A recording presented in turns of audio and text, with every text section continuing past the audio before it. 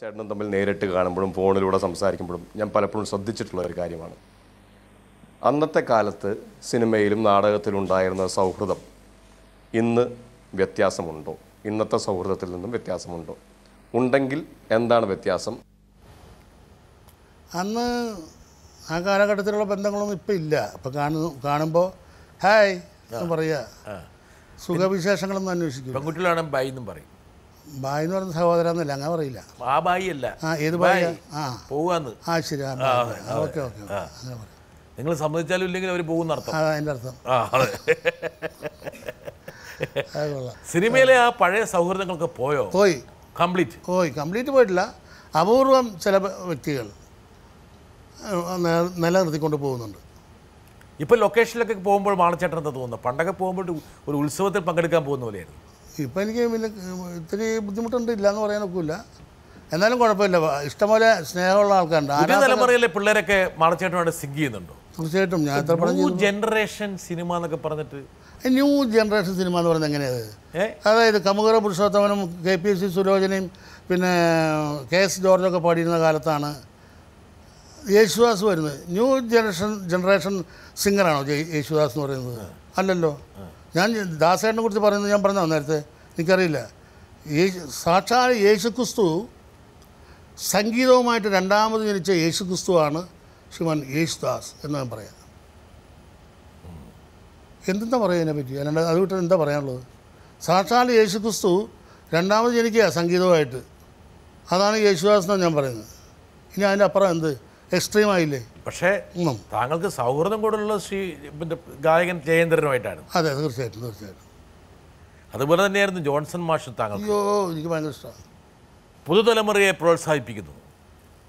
വരുന്നു ഒരാൾ super star പദവിയിൽ നിൽക്കുന്നൊരു സമയത്താണ് ഞങ്ങളെപ്പോലുള്ള ഒന്നും അല്ലാതിരുന്ന മിമിക്രിക്കാർ ചേട്ടൻ്റെ കൂടെ കൊച്ചിൻ ഓസ്കർ എന്ന് പറയുന്ന ട്രൂപ്പിൽ വർക്ക് ചെയ്യുന്നത്.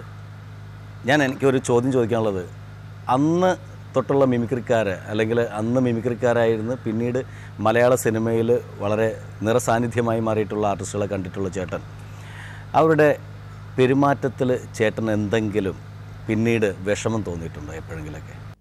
എനിക്ക് സത്യം പറയാവുള്ളൂ. ഞാൻ സത്യം പറയുള്ളൂ. നാദർഷ ഒഴിച്ച്, സണ്ണി മൈങ്കണ്ടം ഒഴിച്ച്, രണ്ടുപേരുള്ളൂ. അവരൊഴിച്ച് ബാക്കിയുള്ളവരുടെയൊക്കെ പെരുമാറ്റത്തിൽ വ്യത്യാസങ്ങൾ വന്നിട്ടുണ്ട്. ബാക്കി എല്ലാ ആൾക്കാരും നാദർഷ ഇഷ്ടം എന്താ പറയുക, നാദർഷം മിടുമിടുക്കനായ പാട്ടുകാരനാണ്, മിടുമിടുക്കനായ കോമഡി ആർട്ടിസ്റ്റാണ്. എൻ്റെ ട്രൂപ്പിലായിരുന്നു അവർ. ഓസ്കാർ മിമിക്സ് എന്ന് പറയുന്ന ട്രൂപ്പുണ്ടായിരുന്നു എനിക്ക്. നാദർഷായിരുന്നു സ്കോർ ചെയ്തിരുന്നതിൽ. ഭയങ്കര ഹ്യൂമർ സെൻസുള്ള ആളാണ്.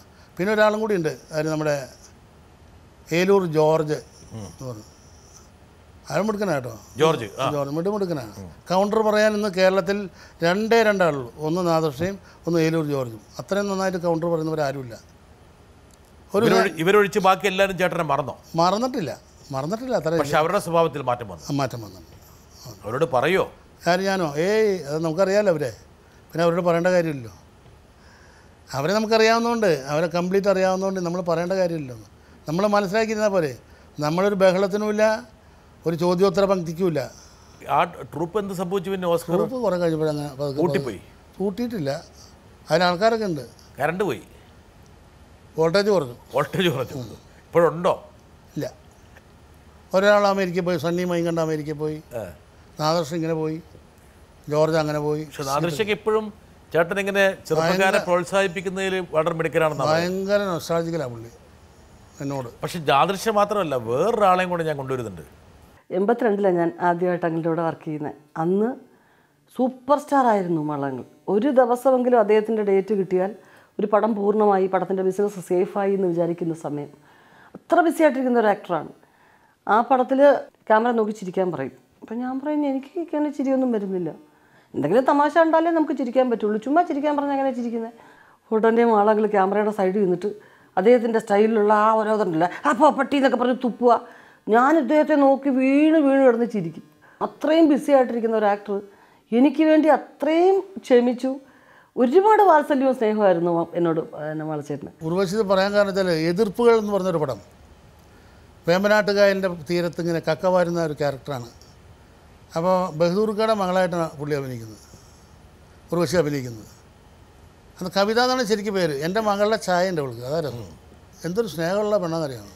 ഈ ഉർവശി. അയ്യോ അയ്യോ എനിക്ക് വയ്യ, അത്ര ഭയങ്കര ജീവനാണ് എന്നെ. എനിക്ക് പിറക്കാതെ പോയ മകൾ എന്ന് വേണമെങ്കിൽ ഞാൻ പറയാം, അത്ര ഒരു സ്നേഹമാണ് മകളോടുള്ള സ്നേഹം. അപ്പോൾ അവൾ ഈ ചിരിക്കില്ല, എന്ത് ചെയ്താലും ചിരിക്കില്ല അവൾ. അപ്പോൾ ചിരിപ്പിക്കാൻ വേണ്ടി ഞാൻ ഗോഷ്ടിയൊക്കെ കാണിച്ചു, ക്യാമറയുടെ പുറകെ ചെന്ന് കാണിച്ചപ്പോൾ അവൾ ചിരിച്ചു. എന്ത് ഗോഷ്ടിയെ കാണിച്ചത്? അതൊന്നും പറയാൻ പറ്റില്ല. ഉർവശി പറഞ്ഞത് എന്തൊക്കെയോ ആട്ടോ തുപ്പോ അതൊക്കെ ഉണ്ടായിരുന്നു, തുമ്മോ എന്തൊക്കെ ചെയ്തു ഉണ്ടാവും. അങ്ങനെ ആടിടിക്കാൻ പറ്റുന്നതൊക്കെ, ആട് നമ്മളെ എന്ന് പറയില്ലേ, ഇങ്ങനെ കാണിക്കും. എന്താ കാണിച്ചപ്പോൾ അവൾ ചിരിച്ചു.